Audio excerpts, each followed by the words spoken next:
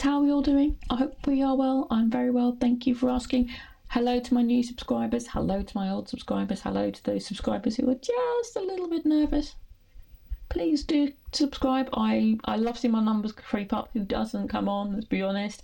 I'm not looking for monetization, but it's nice to see that I'm making people interested in my content. So hello, welcome back to my Tudor adventure, and today we are talking French hoods. I don't know if this is going to be a two-part or a three-part. I haven't quite decided, but this part is going to be the basics. We're going to talk a little bit about the pattern. I'm going to show you some hand sewing. Everything's going to be hand sewn. I'm also going to talk about the fabrics and the bits and pieces that you need to make one of these French hoods.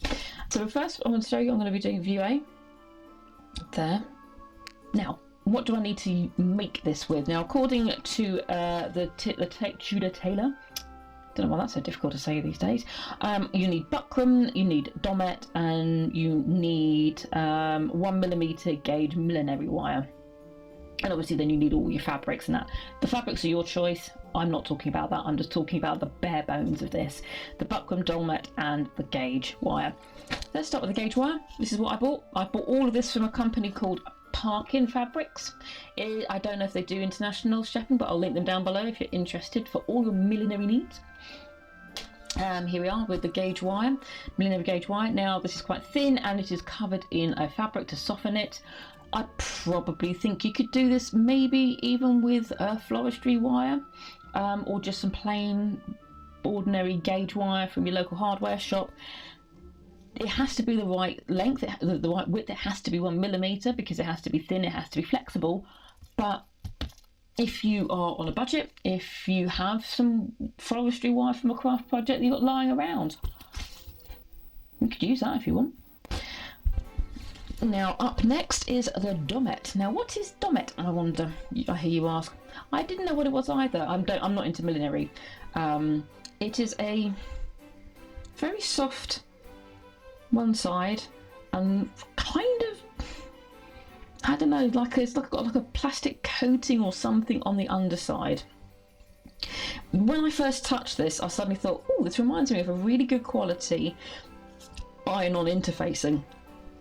And the idea of this is to go on top of the buckram to soften it, and so that you've got a bit of a smoother edge, smoother surface before you put your main fabric on.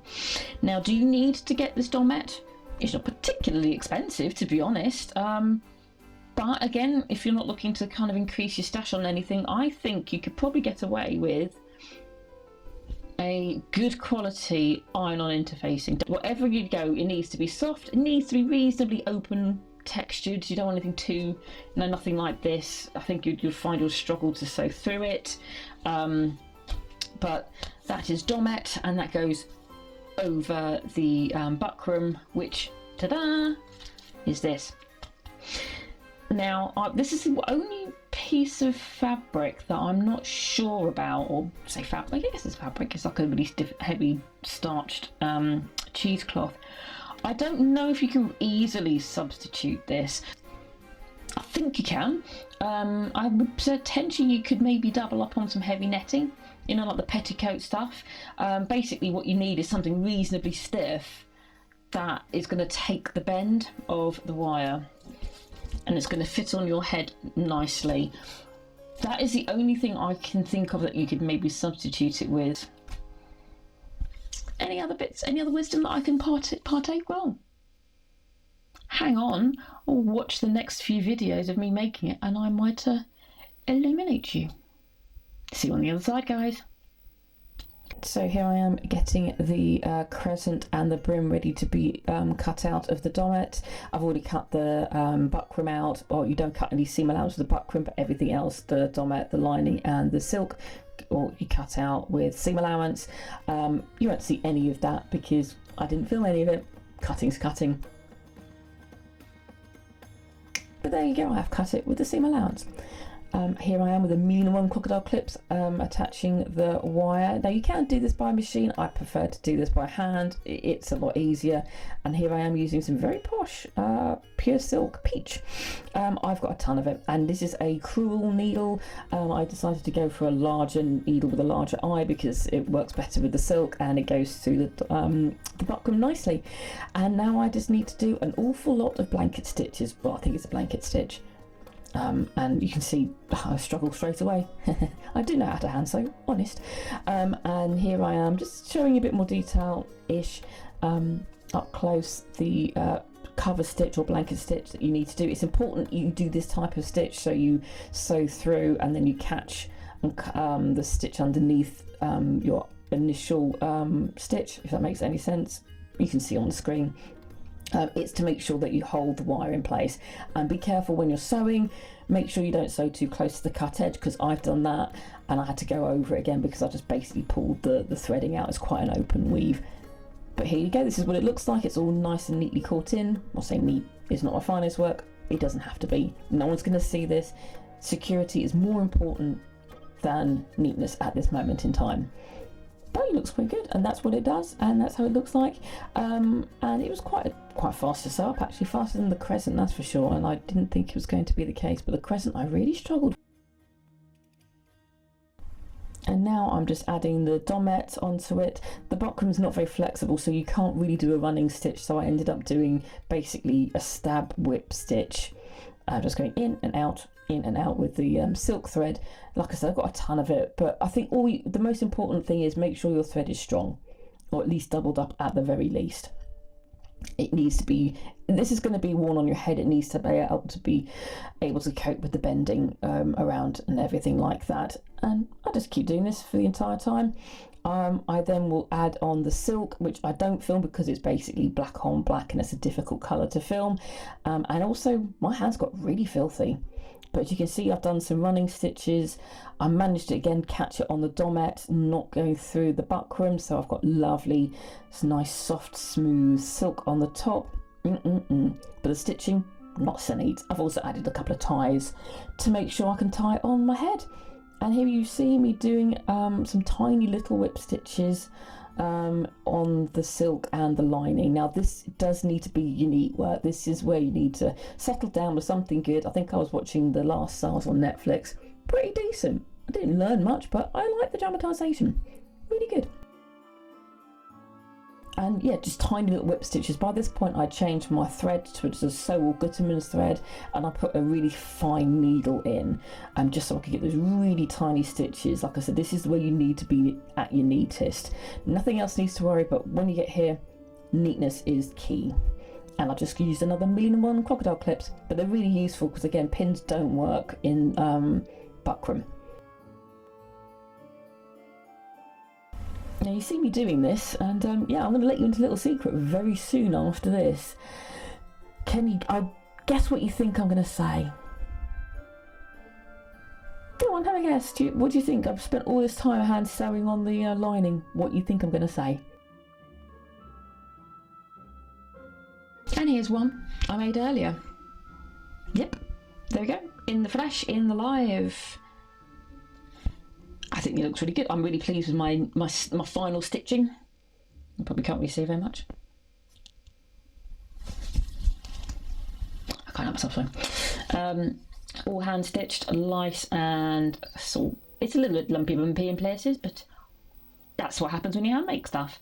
But as you can see here, you've got the flexibility. I can flatten it out a little bit. This is where you see the stiffness there.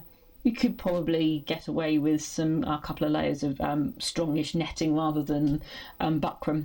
And here's the main cap bit. You fit a bit like that somewhere over my head. Doesn't really look quite so well with a pair of glasses and some modern bangs. We'll sort that out. And it looks nice and neat on the inside.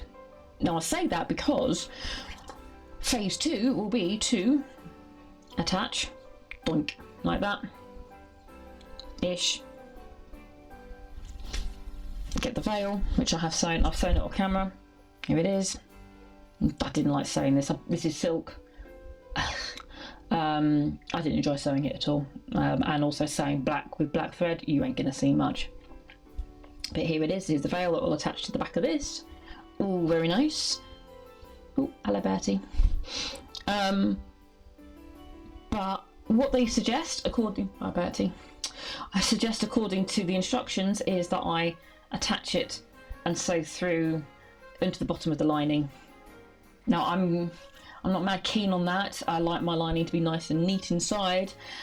I don't know whether I'm going to unpick the lining, sew it on, reattach the lining. Now I know why they've suggested to do it this way, so that you've got a really good strong barrier. It's not going to rip through the linen, the dolmet and the buckram, and I'm loath to unpick it. But if you are going to do this, I would strongly suggest you think about attaching this.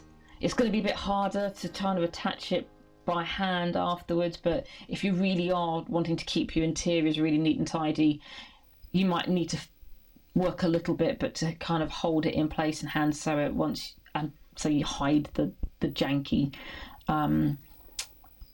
stitches. But I don't know, I need to think about that. I still haven't decided on all the embellishments. I have some pearls, freshwater pearls here. No, keep it still.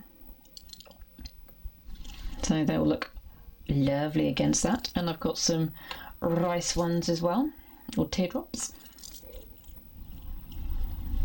There we go. So that will go probably along there, a bit like that. I think I'm going to put some other embellishments in between, just to, because you can see it fits, but it looks a little bit plain. I mean, I think Lettice wouldn't go too over the top, but she would want a little bit of bling. So we shall see. But I don't know whether I need to make that decision, but that'll be for the next video. And speaking of the time, this has been a Crazy Cat Lady Productions. You've been watching an unoriginal idea. Until next time, guys. Take care, bye-bye.